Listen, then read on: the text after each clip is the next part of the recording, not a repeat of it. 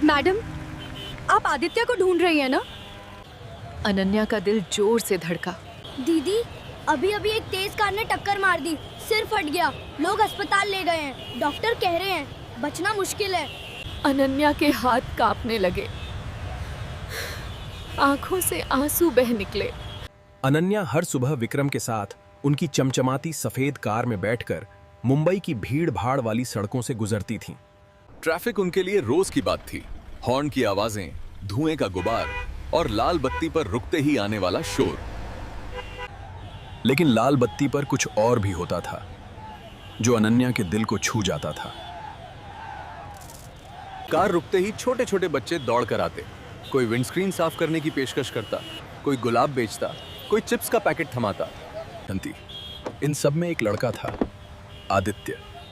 10-12 साल का, धूल भरे कपड़े, लेकिन आंखों में ऐसी चमक। कभी वो रंग बिरंगे गुब्बारे लिए दौड़ता हुआ आता, कभी पुरानी कॉमिक बुक्स का बंडल, कभी सड़क किनारे उगाए जंगली फूलों का गुलदस्ता। उसकी आवाज में मिठास थी, बात करने का तरीका ऐसा कि अनन्या मुस्कुराए बिना नहीं रह पाती। आंटी, गुब्बारा ले लो ना, लाल, नीला, पीला सब है। मैं इनका करूंगी क्या? अपने बच्चों को दे देना, वो खुश हो जाएंगे। अनन्या की मुस्कान थोड़ी मध्यम पड़ी। मेरे कोई बच्चे नहीं हैं। फू तो ले लो ना आंटी, सुबह से एक भी नहीं बिका। अनन्या ने 2 गुब्बारे खरीद लिए। कार आगे बढ़ गई, लेकिन उसकी बात अनन्या के दिल में कहीं गहरे उतर गई। कई दिन बाद फिर वही सिग्नल। इस बार आदित्य के हाथ में पुरानी किताबें थीं। आज गुब्बारे नहीं? गुब्बारे फट जाते हैं आंटी, नुकसान हो जाता है। किताबें अच्छी हैं, बस 20 रुपए। अनन्या को किताबों की जरूरत नहीं थी, फिर भी उसने एक मोटी कहानी वाली किताब खरीद ली। धीरे धीरे यह सिलसिला बन गया। हर बार अनन्या उससे कुछ न कुछ खरीद लेती, कभी फूल, कभी पेन, कभी चॉकलेट। पैसे उसकी हथेली पर रखते वक्त आदित्य की आंखों में आने वाली चमक अनन्या को सुकून देती थी। लेकिन एक सुबह सब बदल गया। कार लाल बत्ती पर रुकी तो अनन्या की नजर सड़क किनारे बिखरी किताबों पर पड़ी। मैडम, आप आदित्य को ढूंढ रही हैं ना? अनन्या का दिल जोर से धड़का। हाँ, वो कहाँ है? दीदी, अभी अभी एक तेज कार ने टक्कर मार दी, सिर फट गया, लोग अस्पताल ले गए हैं, डॉक्टर कह रहे हैं बचना मुश्किल है। अनन्या के हाथ कांपने लगे, आंखों से आंसू बह निकले। उसे खुद नहीं पता था कि ये दर्द इतना गहरा क्यों लग रहा था। मुझे यहीं उतार दो, मुझे उसे देखना है। अनन्या ने एक छोटे बच्चे को साथ लिया और ऑटो में बैठकर उस गली की ओर बढ़ी जहां आदित्य रहता था। ऑटो रुका तो सामने एक बुजुर्ग महिला खड़ी थी। अनन्या उसे देखते ही सन्न रह गई। वो महिला, वो तो वही थी जिसने 10 साल पहले उसका नवजात बेटा गोद में लिया था। महिला ने अनन्या को देखा और फूट फूट कर रो पड़ी। मैं उसे बचा नहीं पाई बेटी। अनन्या के पैर जम गए। क्या वो मेरा आदित्य था? हाँ, वही तेरा बेटा था। अनन्या जोर जोर से रोने लगी। मैं कितनी अभागी हूँ। रोज उसके सामने से गुजरती थी, बात करती थी और पहचान भी न सकी। गली में लोग इकट्ठा होने लगे। कोई हैरान था कि इतनी अमीर औरत का बेटा सड़कों पर सामान बेचता फिरता था। अनन्या बस एक ही नाम पुकार रही थी, आदित्य, मेरा बच्चा। इस सच्चाई को समझने के लिए हमें 10 साल पीछे जाना होगा। साल 2014। अनन्या 19 साल की थी।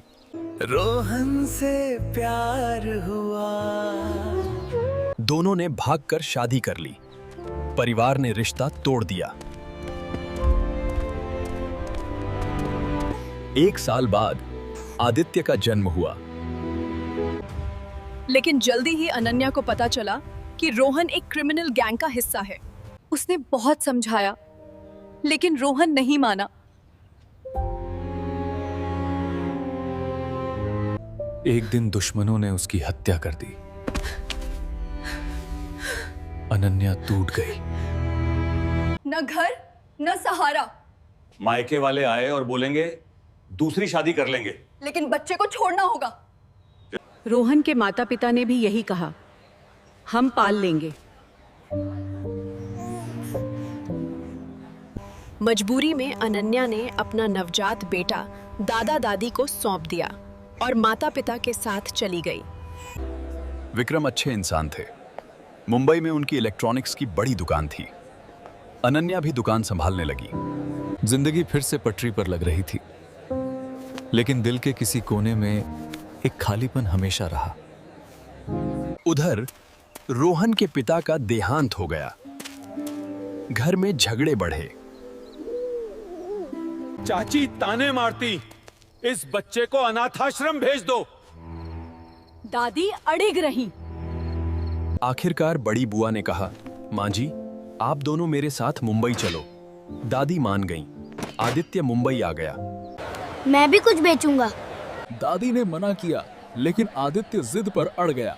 गुब्बारे, फूल, किताबें, जो मिलता बेचने लगा। और यही वो सिग्नल था जहां रोज अनन्या की कार रुकती थी। माँ बेटा एक ही शहर में, एक ही सड़क पर रोज मिलते थे, पर पहचान नहीं पाते थे। अस्पताल में डॉक्टर ने कहा, अगले 72 घंटे क्रिटिकल हैं। अनन्या आईसीयू के बाहर बैठी रही। 3 दिन बाद डॉक्टर मुस्कुराते हुए आए। लड़के को होश आ गया है। अनन्या दौड़ी। आदित्य की आंखें आधी खुली थीं। आंटी, आप आई? बेटा, मैं आंटी नहीं, तुम्हारी माँ हूं।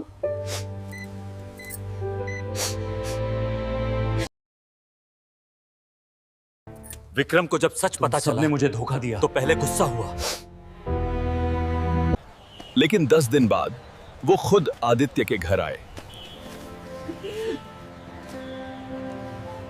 बेटी घर चलो, कोई किसी को छोड़कर नहीं जाएगा। न तुम, न आदित्य, न उसकी दादी, सब साथ चलेंगे। मैं तुम्हारे बिना नहीं रह सकती।